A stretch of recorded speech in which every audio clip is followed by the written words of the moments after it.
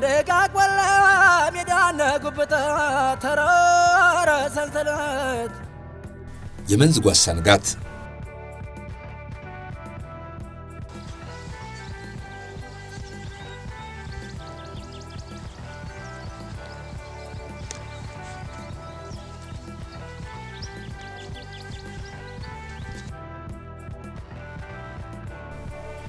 ጠዋቱ ይቀዘቅዛል።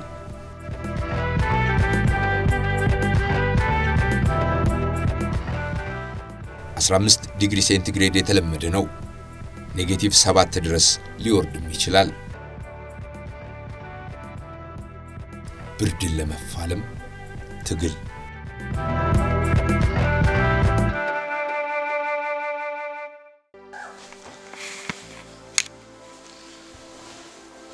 ሁልጊዜም ጠዋቱ የአየር ንብረት ቀዝቃዛ ስለሆነ ከብርዱ ለመከላከል ሞቅ ያሉ ነገሮችን መደራረብና መሸፋፈን ያስፈልጋል። የመንዝ ጓሳ ጠዋት አየሩ ቢቀዘቅዝም የሆነ ደስ የሚል የማይጠገብ ስሜት አለው። ያንን ለማጣጣም ነው የምንወጣው።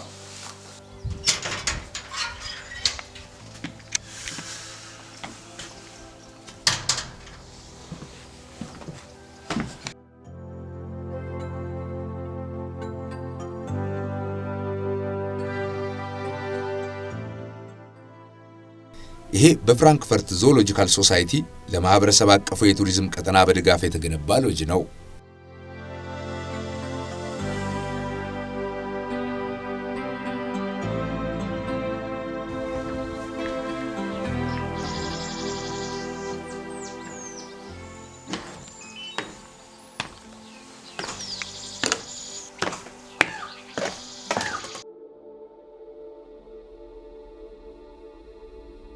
ሰሜን ሸዋ መንዝጌራ ወረዳ የመንዝ ጓሳ የማህበረሰብ አቀፍ ጥብቅ ስፍራ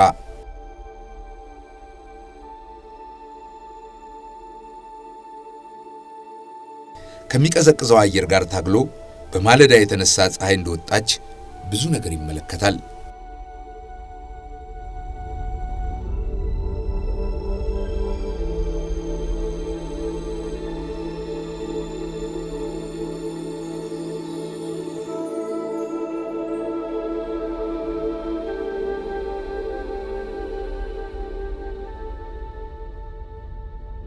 በጠዋት ተነስተው ቀይ ቀበሮች እንግዲህ ከዚህ አካባቢ ተነስተው እንትን ስለሚሉ እንነሳለን። በዚህ ጋር አድርገው ወደዚህ አድርገው ወደ ሜዳው ላይ ወደ ታች ይወርዳሉ ማለት ነው። በጠዋት ተነስተው እዚህ ሁሉ ጊዜም ለእይታ ጥሩ ያኛው አካባቢ ነው። እንግዲህ በጠዋት ተነስቶ ማንኛውም ሰው በዚህ አካባቢ ወደ ታች ወርደው ወደ ታች እንትን ይላሉ ማለት ነው። ሜዳው አካባቢ ላይ በብዛት ይገኛሉ ማለት ነው።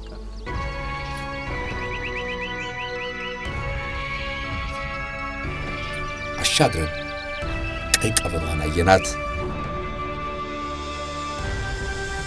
ቁርሷን ፍለጋ ትሮጣለች።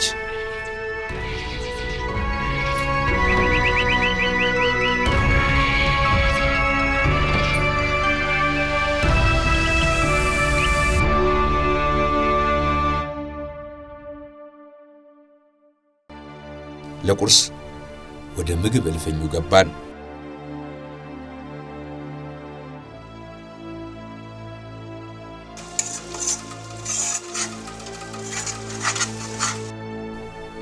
እዚህ ሁሉም አገልግሎት በማህበረሰብ አቀፍ ቱሪዝሙ የሚሰጥ ነው።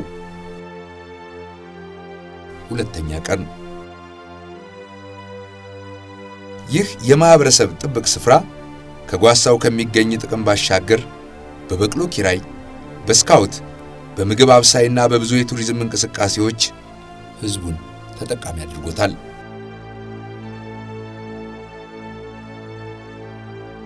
ቱሪስቶች እስከ 3 ቀን የሚያቆይ ትሬኪንግ ያለን ጉዞ እንትኖች አሉ። የመጀመሪያው ቀን እንደመጡ እዚህ ሎጅ አርፈው ወደ ተራራ መውጣት ይችላሉ። ወደ ማታ አካባቢ እንግዲህ ቀይ ቀበሮ የምትንቀሳቀስበት ሁኔታ ስለሆነ ያንን ጉብኝት ያደርጋሉ። ከዛም በኋላ መንደር ይወርዳሉ። ባህላዊ መንደሮችን ቅድም እንዳልኳቸው ይመለከታሉ። ከዚህ በተጨማሪ የተለያዩ ካምፕ ሳይቶች አሉ በድንኳን የሚታደሩባቸው። የመጀመሪያው ራስ ከተማ የምንለው ከሎጁ 6 ኪሎ ሜትር አካባቢ ርቀት ላይ ሄደው ያድሩበታል። የቻለ ደግሞ በአንድ ቀን አሁንም አጼ ውሃ ብለን የምንጠራው ቦታ አለ። የካምፕ ሳይት አለ፣ የተዘጋጀ ካምፕ ሳይት አለ። እዛም ሄዶ ቱሪስት ያድራል።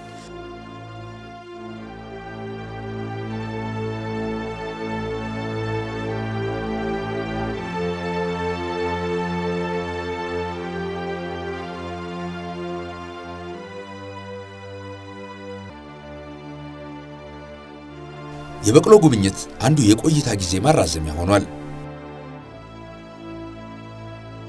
በቅሎ በማከራየትና በመጎተት ጓዝ በመጫን የተሰማሩ አገልግሎት ሰጪ አርሶ አደሮች አሉ።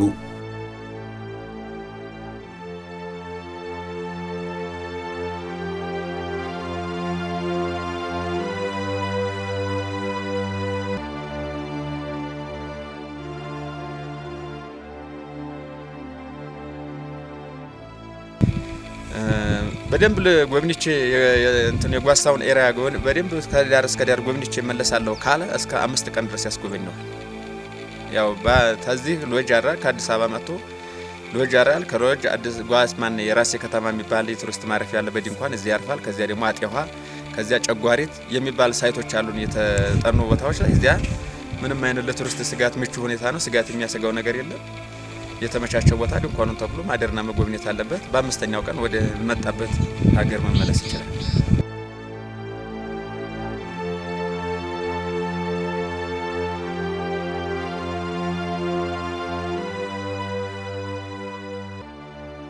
መንዝ ጓሳ ብዙዎች ለጉብኝት የሚመርጡት ቦታ ዊኬንድ ወይም ኤክስቴንድድ የሆነ ዊኬንድ አሳልፈን በምንሄድበት ጊዜ ኢነርጃይዝ ያደርጋል። ይሄ ደግሞ ለህብረተሰቡ እና አካባቢውን ለማስተዳደር ጠቀሜታ ይኖረዋል ማለት ነው። በጀት ይጨምራል ማለት ነው። የህብረተሰቡንም ኢንካም ይጨምራል። ምክንያቱም ህብረተሰቡ ቱሪስቶች እዚህ በሚመጡ ጊዜ እስካሁን ያየነው ፈረስ በቅሎ በማከራየት ጋይድ በመሆን እቃቸውን በመሸከም እነዚህ ለህብረተሰቡን በተለይ ስራ ፈት የሆኑ ስራ የሌላቸው ወጣቶች እንዲጠቀሙ አድርጓል እና ይሄ በእውነቱ ነው የምለው በጣም ከፍተኛ የሆነ ለውጥ አሳይቷል በዚህ በጓሳው አካባቢ በሚኖሩ ማህበረሰብ ላይ እና ማህበረሰቡም ይሄን ተረድቶታል።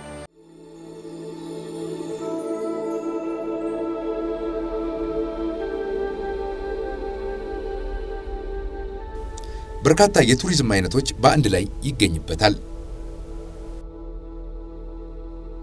በቱሪስት እየተጎበኙ ነው ያላቸው የብዝሃ ህይወት ሀብት ያላቸው የጥበቃና ልማት እንቅስቃሴ የበለጠ ለቱሪስት መስህብ የሚሆኑ በመሆኑ የበለጠ ደግሞ ትኩረት ሰጥቶ እነዚህን አካባቢዎች ማልማት ይጠይቃል። አካባቢዎቹን ለማልማት ለመጠበቅ እንዲሁም ለማህበረሰቡ ለማስተዋወቅና የቱሪዝም መስህብ እንዲሆኑ የኢኮኖሚ ግንባታው አካል እንዲሆኑ ለማድረግ ሰፊ ስራዎች እየተሰሩ ነው።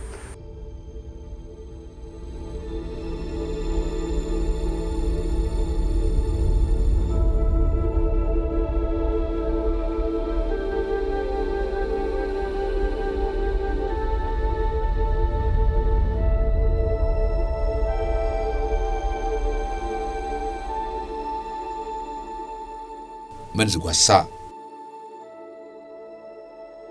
ጓሳ በደጋ የሚበቅል የሳር ዝርያ ነው።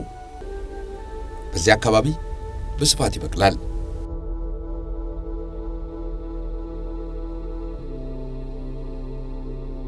ከዚህ በመነሳት ቦታው ስያሜውን ከሳሩ ስም ወሰደ።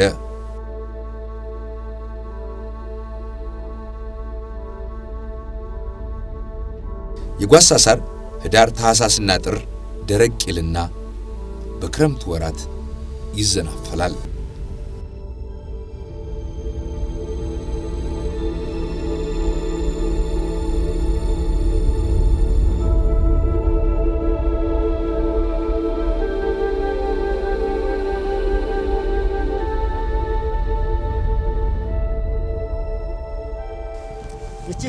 ሻላ በቅሎ ትባላለች።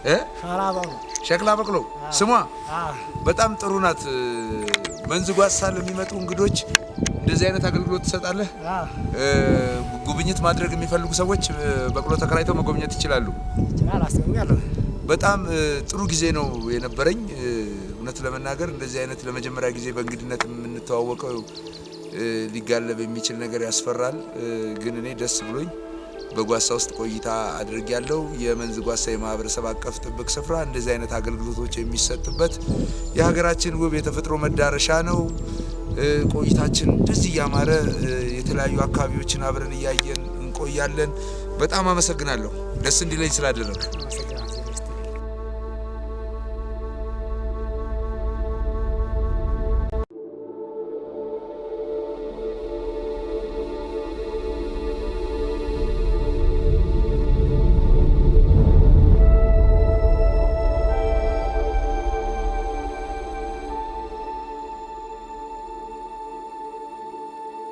ሁሉ የሚታይበትን መንዝ ጓሳ ተመራጭ የጎብኝ መዳረሻ ለማድረግ ማህበረሰቡ ህልም እንዳለው ሰማው። ያው እንግዲህ በቃ በቱሪስት ደረጃ በጣም ተፈላጊና ተወዳጅ ሆኖ ብዙ የቱሪስት ፍሰቶች ኖረው ጥሩ ግልጋሎት በቱሪዝም ዘርፉ ጥሩ ግልጋሎት እየሰጠን በዚህ በቱሪዝሙ ሰፊ ሀብት ተገይቶ በዚህ ህብረተሰቡን ተጠቃሚ የመሰረተ ልማት ተጠቃሚ የጤና ተጠቃሚ ማድረግ ነው የምንፈልገው። ምን ማለት ነው? በህብረተሰቡ ማዕከል ያደረገ ህብረተሰቡን በቀዳሚነት ከፊት ያሰለፈ የተፈጥሮ ጥበቃ መካሄድ አለበት።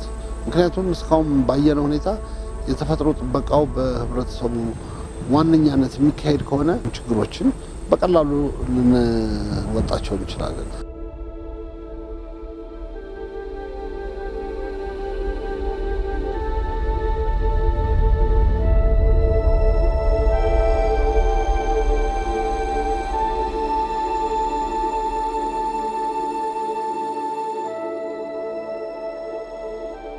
ጓሳ ላይ በጣም ሰክሰስፉል የሆነ ስራ ተሰርቷል።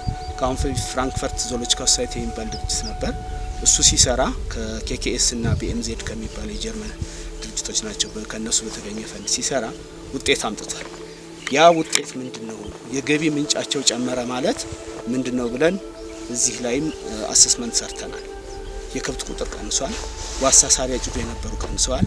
ይሄ የማገዶ ምናምን የሚሰበስቡ የነበሩ ሰዎች ቀንሷል። ስለዚህ ድህነት ቅነሳ ማለት የተፈጥሮ ሀብት በዘላቂነት እንዲጠበቅ ማድረግ ስለሆነ አማራጭ የገቢ ምንጭ ለሌሎች አካባቢዎችም ለማህበረሰብ ጥበቃ ቦታዎች ብቻ አይደለም ለፕሮቴክትድ ኤሪያ ስለምንላቸው ለፓርኮች አካባቢው የግድ ሊማሩበት የሚገባ ነው።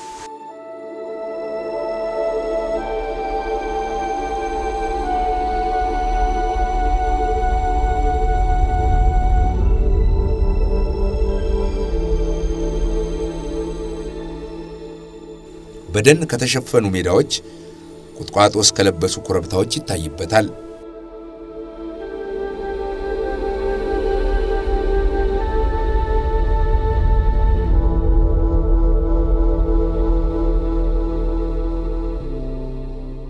በጣም በቅርብ ርቀት የሚገኝ ጥብቅ ስፍራ እንደመሆኑ መጠን ያን ያህል በቂ ነው ስለማይባል፣ ስለዚህ ማንኛውም ቱሪስት መጥቶ ይሄንን ቢጎበኝ መልካም አዛን ከጥብቅ ስፍራው የተለያዩ የዱር እንስሳትን ታሪካችን ምን እንደነበረ አይቶ ጎብኝቶ መሄድ ይችላል። ይሄን መልእክቴ ነው።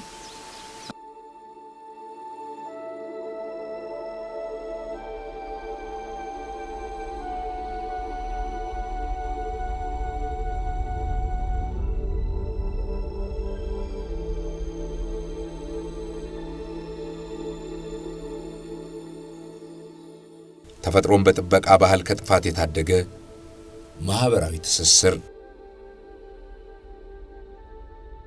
ባህል ከጥፋት ያዳናቸው የከፍተኛ ስፍራ ገደሎች፣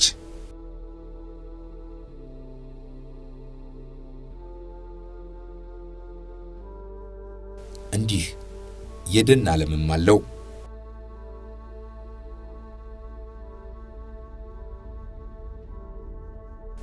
ይህ ሀገር በቀል የጥድ ዛፍ ነው።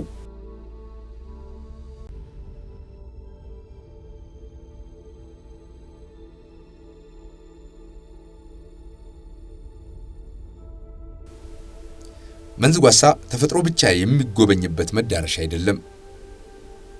ተፈጥሮን የጠበቀው ሕዝብ ባህልም ይታይበታል።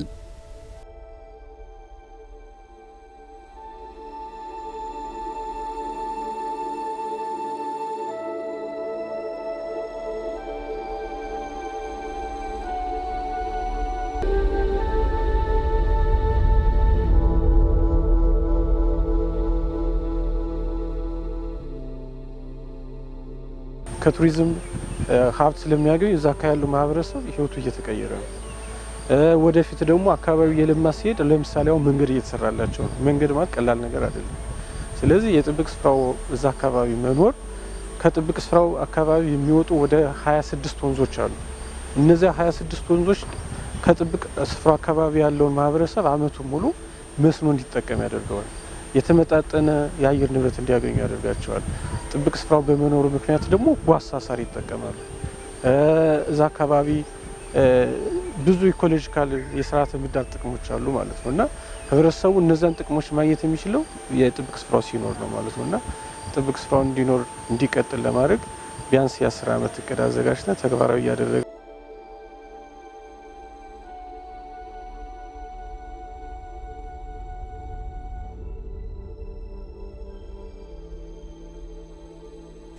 ወደ እነኚህ መንደሮች ጉዞ ጀምረናል።